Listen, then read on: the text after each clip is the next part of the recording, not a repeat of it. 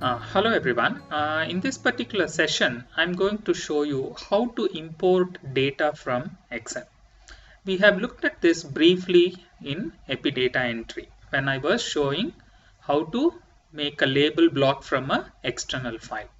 So let me quickly show you how to do it. So I have opened here a test file which we have given in the course folder. Okay. So the procedure itself is very simple. All you have to do is copy the whole data set. Just select and copy. Okay, Control C. So now you have copied the whole data set onto clipboard and go to epidata analysis. All you have to do is go to file and say import from clipboard. Import from clipboard. Either you can do this menu option or you can type in the command prompt read option CB. Read option CB means read from clipboard. Let's see what happens. Okay, now already I can see here there is some error message and I don't see any variables on the side. So the import has not been successful. Let's try to read loading data from clipboard. First line, okay, it's giving ID, year of registration. I think it's listing all the names of the variables, and then it says in red separators tab, so many semicolon, there is one semicolon somewhere, there's one comma somewhere, there are 8 spaces. Okay, and so it cannot define number of variables. Okay, so it's given a error message. And you will often see when you have an Excel sheet which is riddled with lots of inconsistencies and errors, epidata will make a big fuss about importing data. And I think that is justified because epidata, if you enter data using epidata software, it does such a neat job about maintaining data integrity. It's only justified that it makes a fuss. So it indicates that there is something wrong about the data in Excel. So let's go back to Excel and have a look. Let's start one by one. So one of the first things you have to look for is the names of the variables. And names of the variables should conform to the epidata rules. What are the epidata rules for variable names? First of all, it should be a single word, not more than 10 characters. It should be unique. You see, do you remember all of these? So it should conform to that. Let's quickly look at that first. So ID, that's fine. Year of registration. So it's not a single word and more than 10 characters. So let me change this to reg year. Okay. DST code, fine. Age, sex is fine. Economic status, again a problem. Okay. So ECN. Alcohol use, again 2 words. ALC. Smoking is fine. HIV, DM. Previous treatment episodes, problem. Date of sputum collection is fine. This is fine. Ethambutol, there is a space here. Okay, so I can just maybe reduce that. Is it 10 words? More than 10 words. So I will it. Okay, streptomycin, maybe I can again reduce to. Height is fine, weight fine, BMI is fine. Chest X-ray, again there is a space. Let's cut it. Outcome is fine, date outcome is fine. Hospitalization, even though it's a single word, it is more than 10 characters. Insurance is fine. Okay, so this is the first thing to correct. Is that clear, everyone? So let me save this and copy and try once again now if it works. Okay, so go import from clipboard. Okay, still some problem. It's not reading yet.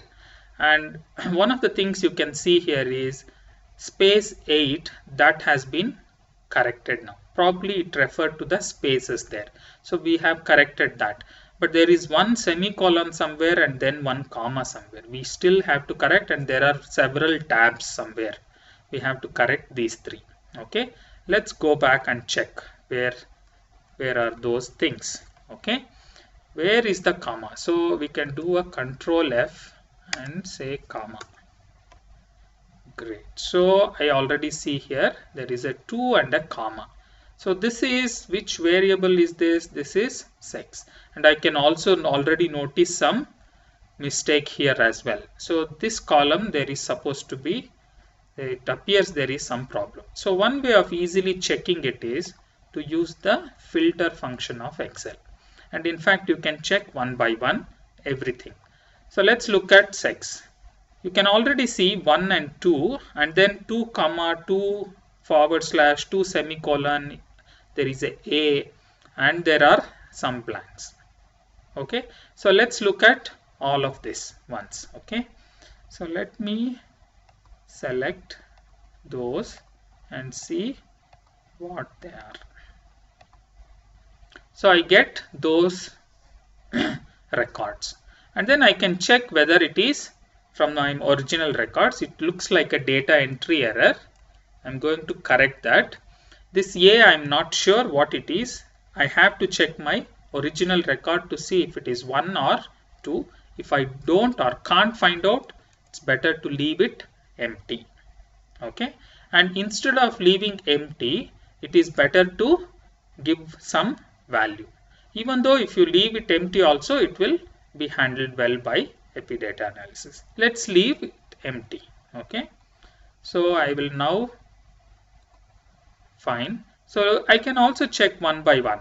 Okay, all the, just to see if there are gross inconsistencies.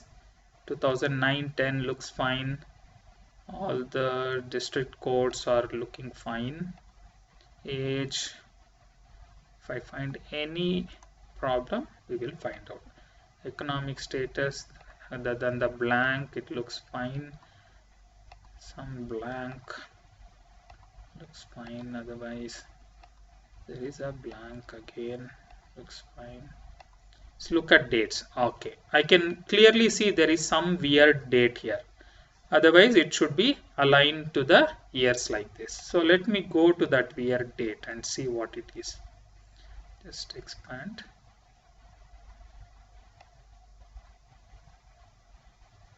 No clue what it is.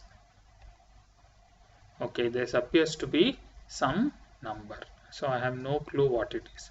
So I'm going to delete this. Okay, either you have to verify your original record and correct it, or delete it. This looks fine. This is fine. Okay, height begins from 99, which is okay, but still. Weight 25. Okay, so this is the painful process that you have to go through. There is no other way, because you have used Excel to enter your data. This is the price you have to pay.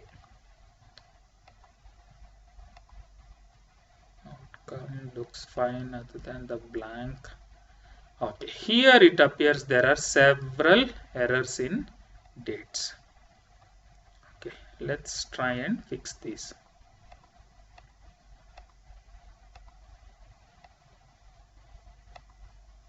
Okay, so there are some problems here. So probably one of the things is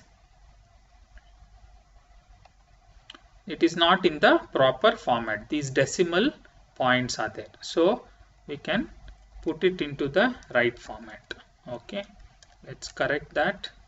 31/11/2009. Such a date now does not exist. It's an illegal date. So we can't have this. Either you have to check your original record, or if you can't find the date, then you have to remove. Same is the case with 31st February. It's an illegal date.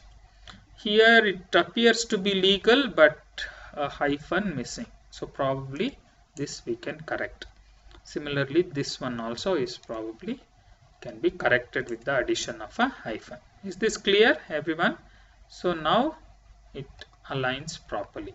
Now let's look at this. It looks fine. This is also fine, but there are a lot of blanks. Okay. Now let us see, we appear to have corrected most of the errors. So let me copy it now and see if it works. Import from clipboard. Still there is a problem. What is the problem? The semicolons, commas, those have got corrected now, but there are still those tabs are still remaining. So one of the important tips that you should note is the last column and the last row should not have any empty cells. Okay, but here you find that in your last row as well as last column there are many empty cells. So how do we address this? The best way to address it is create a new dummy variable and just fill it up. Okay, fill it up. Same I would suggest you do for the last row as well. Create some dummy and then maybe just copy one of the full data for this. Okay, just ensuring that you don't have any empty cells in the last row and the last column. These things you can remove it later on. Is this clear, everyone? So let me now try importing. Now let's say import from clipboard. Great. So now we have got our full data set. Is this clear? Now in this case I had purposefully made the Excel sheet riddled with many errors so that I can demonstrate to you. But this is what we see whenever we enter data in a tool like Excel, which is not designed for data entry. So that's the first lesson to be learned. The second lesson is, if you have got it, then you have to go through the painful process of cleaning it and preparing for import in Excel before you do the import. Is this clear? Okay. Now probably we've got all the variables, and then also you should check. Okay. Probably you should drop this dummy, which is a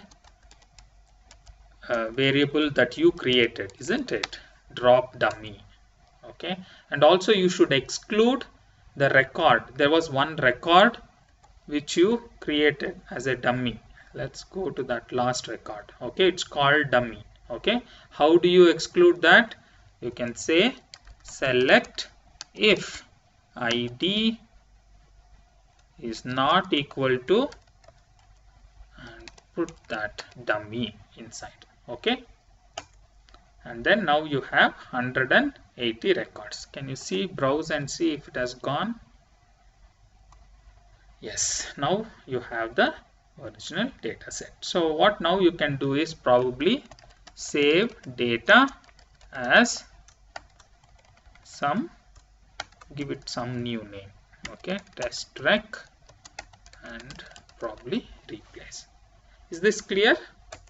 Now I have saved it. I can close it now and read test rec, and now I have got the data set. Of course, now I have to do all the other things like label the variable names, label values, all of those things, because as you know, Excel can't hold both values and value labels. Okay, great. Thank you very much.